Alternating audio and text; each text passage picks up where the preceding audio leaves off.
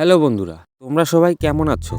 আজকে আমি তোমাদের শোনাবো এমন এক আয়নার কাহিনী যেটি যে কোনো ইচ্ছা পূরণ করতে পারে।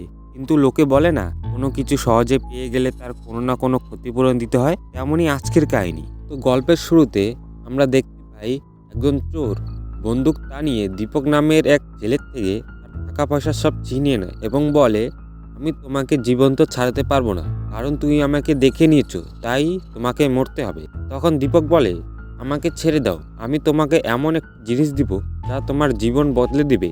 তখন চোরটি বলে, ঠিক আছে দাও।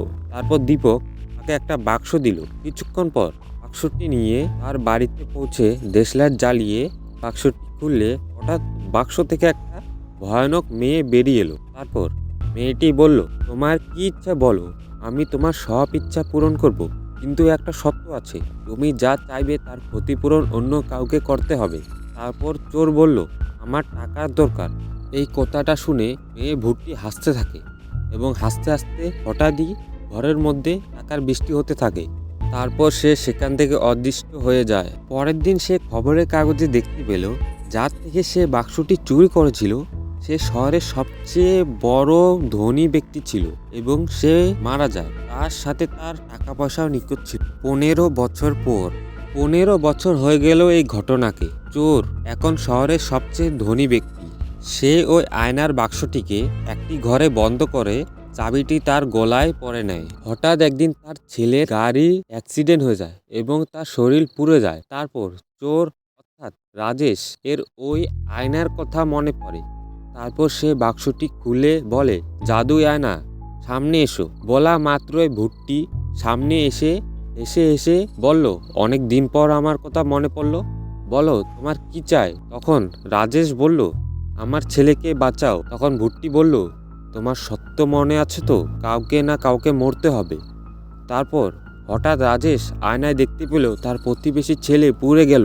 এটা দেখে তার অনেক খারাপ লাগলো এবং বলল, আমি আর কখনো তোমার কাছে আসবো না।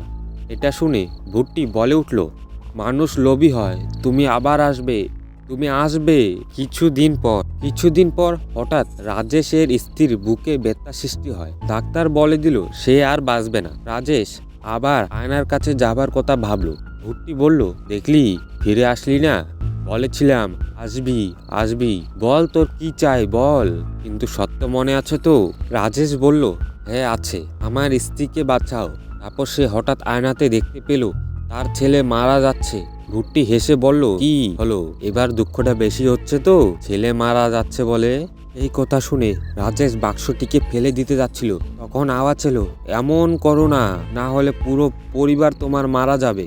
এবং বলে, নিয়তিতে যা লেখা আছে তা হবেই, নিয়তিকে পাল্টাতে গেলে এমনই হবে। রাজেশ কাঁদতে শুরু করলো।